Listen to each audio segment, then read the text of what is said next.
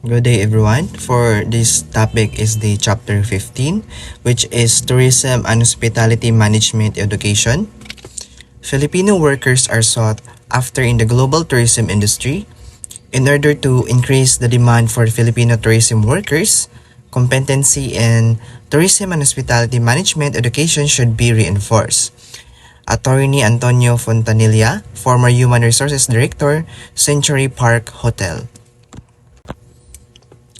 Chapter 15 Topic Outline Tourism and Hospitality Management Education The Accidental Researcher Morning Hug Testimonials Research Project Curriculum The Law Discussion of the Law Application of the Law School Laboratories and Other CHED Requirements The Law Discussion of the Law Application of the Law Student Practicum or Apprenticeship The Law Discussion of the Law Application of the Law Accreditation and Deregulation of the Schools, the Law, Discussion of the Law, Application of the Law, Tuition Fees, the Law, Discussion of the Law, Application of the Law, Sexual Harassment in the Academy, the Law, Discussion of the Law, Application of the Law, Random Drug Testing for tertiary level students, the Law, Discussion of the Law, Application of the Law, Tertiary Education Equivalency, the Law, Discussion of the Law, Application of the Law, Foreign Students, the Law, Discussion of the Law, Application of the Law.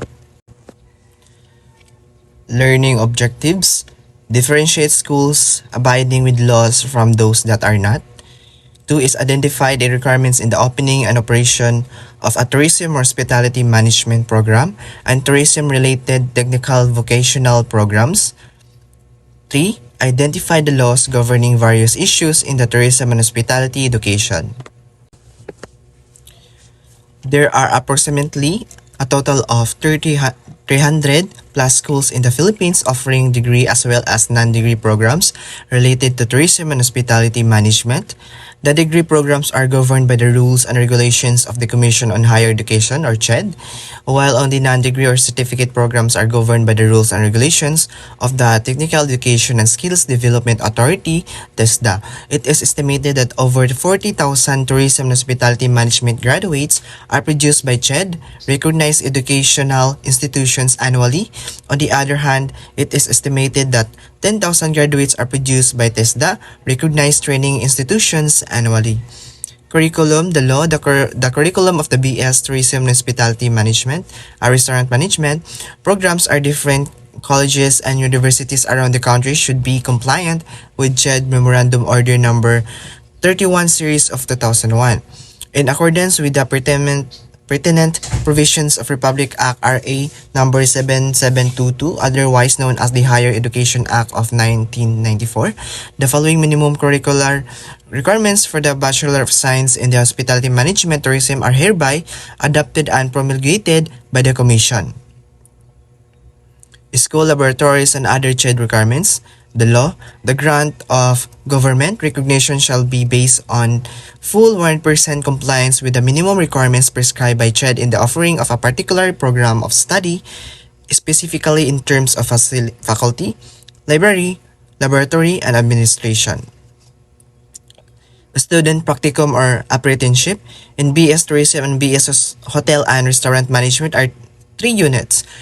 In relation of the CMO number 31 series of 2001, the minimum requirements for student practicum, a minimum of 200 hours for each area of specialization. For HRM majors, at least 200 hours in hotel operations and another 200 hours in restaurant operations. For schools offering an International Practicum Training Program or IPTP, the CMO series of 2002 covers the implementing guidelines. It is a policy of the Commission on Higher Education to encourage and promote strong academic linkage with the industry for cross-cultural training and skills enhancement to ensure attainment of knowledge, skills, desirable attitudes that will make Filipino students globally competitive. Higher education institution. A. Select participants in accordance with qualification requirements with the concurrence of the 3 TP and also assign a full-time academically qualified faculty practicum coordinator responsible for all the aspects of the IPTP and its demands to include program implementation and evaluation. Two is training partner. Provide the work experience of an on-the-job training and the student trainees in accordance with agreed training plan and schedule of activities. Three is third-party training partner. Screen students based on the preliminary list endorsed by the school and based on the results prepare the final list or list, and also student enroll for practicum units in the school, secure of schools and school ID overseas training certificate from CHED and in principle approval letter from the training partner. 5. Parent guardian cosign the traineeship contract to manifest their approval and consent to the training abroad of their son daughter even if she is over 18 years old. Operation of the International Practicum Training Program, implementation, the faculty practicum coordinator of HEI, the representatives from the CHED will conduct an initial visit inspection of the facilities of the training partner.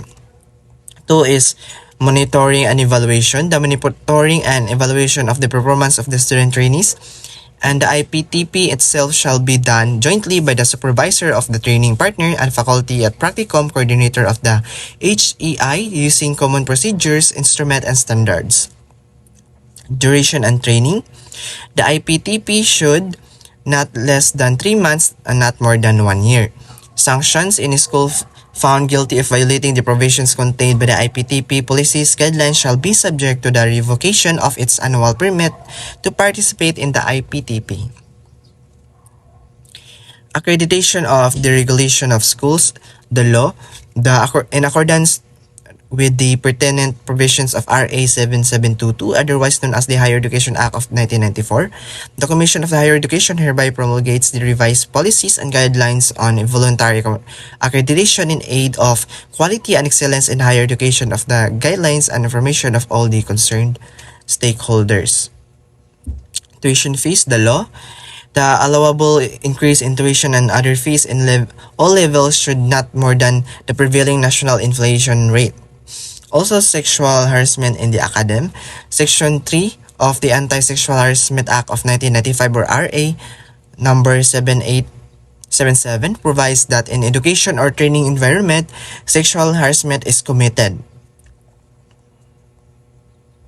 Also in random drug testing for tertiary level students, in accordance with the pertinent provisions of Republic Act number 7722, otherwise known as the Higher Education Act of 1994, and pursuant to Section 36 of Article 3 of RA 9165, otherwise known as the Comprehensive Dangerous Drugs Act of 2000, random drug testing of students in public and private tertiary higher education institution will be implemented beginning 2003. Tertiary Education Equivalency, the Law CMO 21 Series of 1997, the policies and guidelines on the implementation of the expanded tertiary education equivalency and accreditation program pursuant to Executive Order 330. Foreign students, the law, have been a number of CHED memoranda issued in relation to processing foreign students in the Philippines. For example, is the CMO 53S 1997 amendments to CHED Memorandum Order CMO number 2 series of the 1994 RA, the implementing guidelines on the entry and stay of foreign students in the Philippines, and the establishment of an interagency committee for the purpose to conform with Executive Order number 423 signed on 25 June 1997 amending to the Executive number 188. And also, the great hospitality is always about putting yourself in the shoes of the guest. Chip Conley, this quote means that the true hospitality comes from the understanding and anticipating the needs and feelings of guests by seeing things from their perspective. Motivation.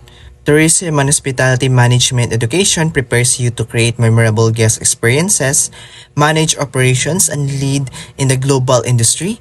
It combines a service, culture, and business, opening doors to exciting careers worldwide. It's a field where passion and professionalism turn moments into lasting memories. So that's all for the chapter 15. Thank you.